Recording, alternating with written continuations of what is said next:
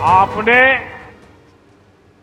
2-3 दिन पहले ही देखा है, पूरे देश ने देखा है, देश के न्यायप्रिय नागरिक चौंक गए।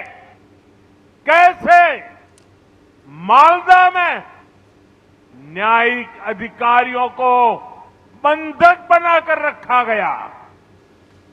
सोचिए, ये कैसी सरकार है, ये कैसी व्यवस्था है जहां जज और संविधान की प्रक्रिया भी सुरक्षित नहीं है।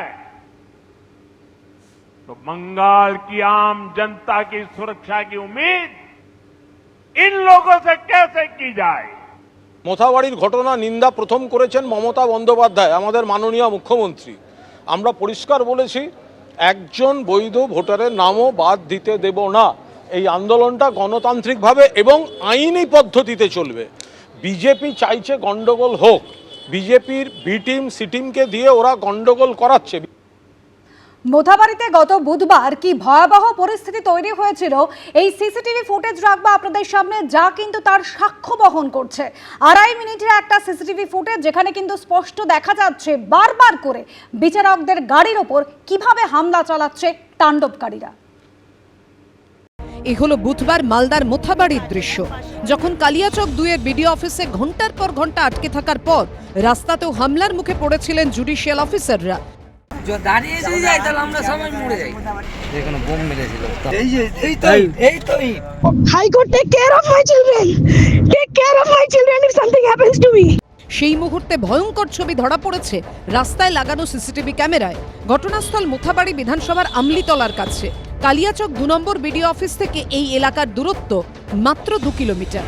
2.5 মিনিটের সিসিটিভি ফুটেজে দেখা যাচ্ছে কিভাবে জুডিশিয়াল অফিসারদের গাড়িগুলোকে বারবার আটকানোর চেষ্টা চলছে হামলা। এই যে রাস্তা রয়েছে যেখান থেকে আমি দাঁড়িয়ে রয়েছি, এখান থেকে 2 কিলোমিটার দূরত্ব হচ্ছে কালিয়াচক 2 নম্বর বিডিও অফিস। সেখান থেকে যখন জুডিশিয়াল অফিসারদের উদ্ধার করে কনভয় আসছিল, দেখতে পাওয়া যায় যে 4-4টি গাড়ি, সেই গাড়ি যখন এখানে এসে পৌঁছায় সেই গাড়ি একবার ব্লক করে দেওয়া হয় এই রাস্তায়। পার্থপ্রতিম ঘোষ, ময়ূর ঠাকুর চক্রবর্তী ও হিন্দলদের রিপোর্ট, এবিপি আনন্দ।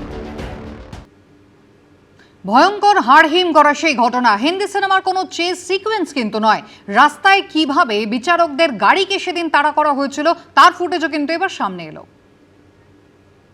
বুধবার রাত 11টা 48 বিডিও অফিস থেকে বের হয় বিচারকদের কনভয়। রাত 12টা নাগাদ সেই কনভয় পৌঁছয় কিলোমিটার 2-1 দূরে আমলিতলার কাছে। সেই সময়ের ভয়ঙ্কর ছবি উঠে এসেছে সিসিটিভি ফুটেজে।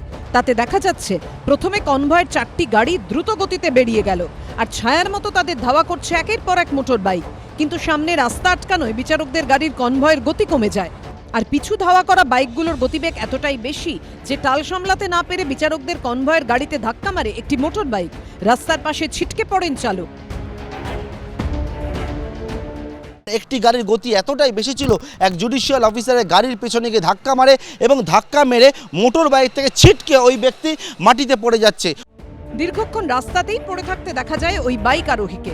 ততক্ষণে পড়ে থাকা সেই বাইককে পাশ কাটিয়ে বেরিয়ে যায় বিচারকদের কনভয়ের আরো 5টি গাড়ি, সঙ্গে ধাওয়া করা অজস্র মোটর বাইক। সেই গাড়িগুলো সামনের দিকে এগিয়ে যেতেই পড়ে যাওয়া মোটর বাইক ঘিরে বিক্ষোভকারীদের জটলা তৈরি হয়ে যায়। আর ঠিক তখনই তার সামনে এসে পড়ে পাইলট কারবিহীন বিচারকের আরো একটি গাড়ি। সিসিটিভি ফুটেজে স্পষ্ট দাঁড়িয়ে পড়া বিচারকের গাড়ির সামনে আক্রমণাত্মক ভঙ্গিতে এগিয়ে আসছে উন্মত্ত বিক্ষোভকারীরা। ছোড়া হয় ঢিল পাথর।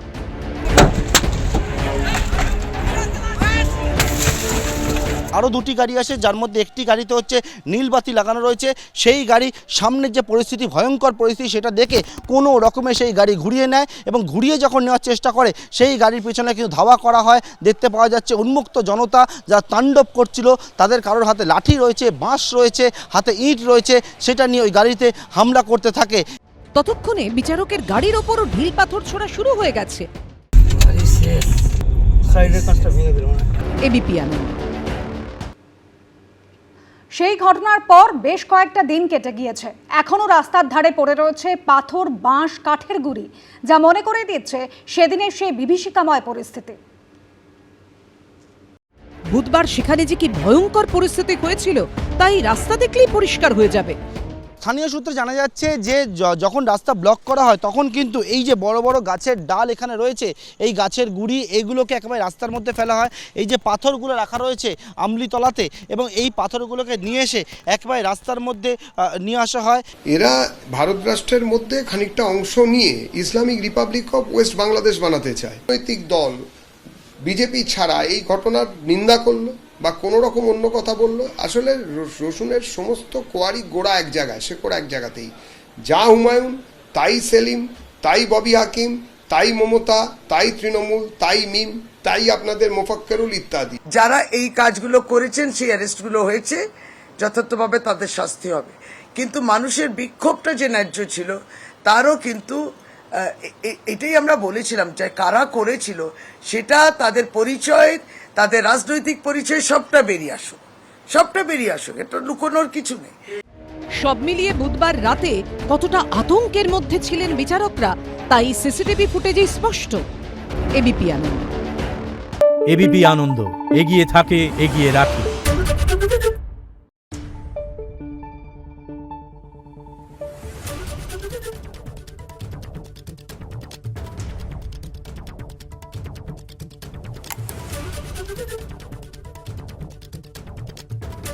Thank you.